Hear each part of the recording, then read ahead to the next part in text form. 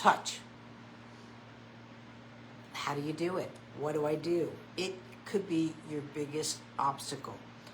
Not your child, not development, not learning how to move. It's just you learning how to touch. Touch is different for everybody. A lot of us are taught that touch is bad, right? Or touch is intimate, those kind of things. But it might just not be your stick.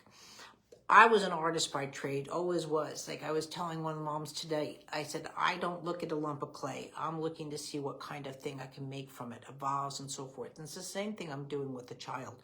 I really don't see what's wrong with the child or you if I'm working on you.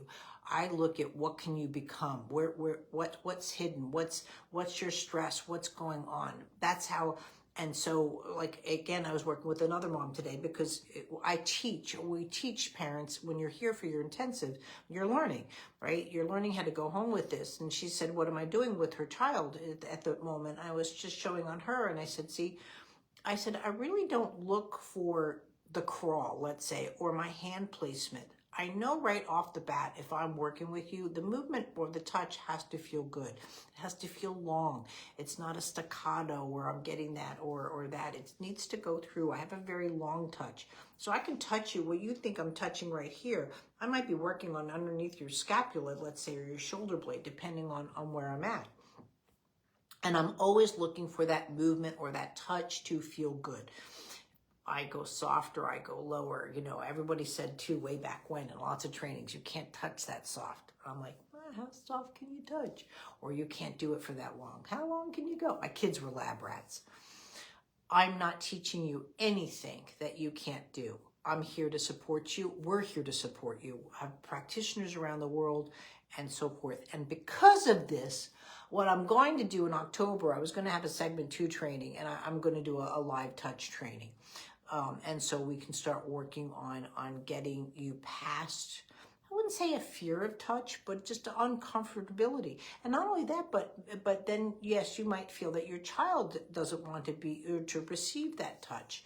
So again, it's really one of your biggest obstacles. Most people don't do a video because of the touch factor. And I'm telling you right now, if your child has concerns, you're worried, or is in trouble, you're going to have to get past that. You really are.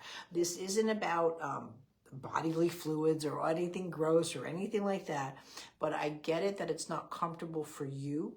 And again, if you start to go into a course, again, just the breathing course is a wonderful course. It's free, but it'll teach you that touch, that water bowl technique that I use, and that the fluid dynamics and just how to learn to touch.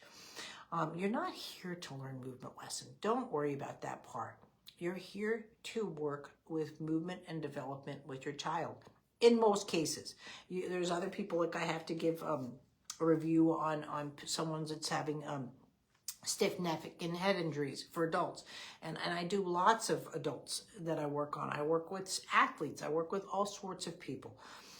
But I'm known for my work with special needs, or we're trying to make that more just towards children or the babies, because we're here for optimal development.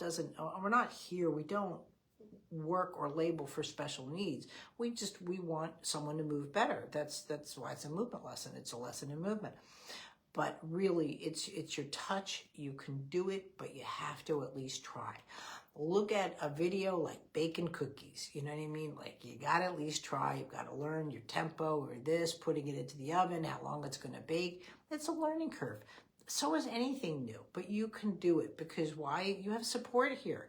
You have all the support in the world. The largest library of working with the human body. And that's where people go, Michelle, you're too overwhelming. I have to be, because someone out there is going to have what I'm putting out the information on. I'm here to help, to teach. I don't want babies to go into special needs. I don't want a person who's just had a stroke to have life-changing movements that they can't deal with. To me, as long as I'm alive on this planet, that's why I'm here. My personal thing is to eradicate special needs. Now, when I say special needs, and again, you're like, well, I want a football player. Well, again, I'm here for optimal movement. I don't want your child to say, I can't throw a ball because they can't do it. I want them to say, I can't throw a ball because I'm busy studying for my algebra test or something else. And it's their choice versus they can't do it. But again, you're here for 100% support. I learned how to do it. I'm going to teach you how to do it, but you have to at least try. The thing you need to get over is the touch. So again, if it helps, in October, I'm going to do Beginner's Touch Workshop. Instead of segment 2, I've just changed it, and we'll go from there. I'll get the details up, and you can start planning for it. But please, if you feel that you're in this for the long haul, and you're in it for your child to be amazing, I would do the Beginner's Touch and to learn how to do it. And it's a great course. We did it in Scotland, and we're going to do it here.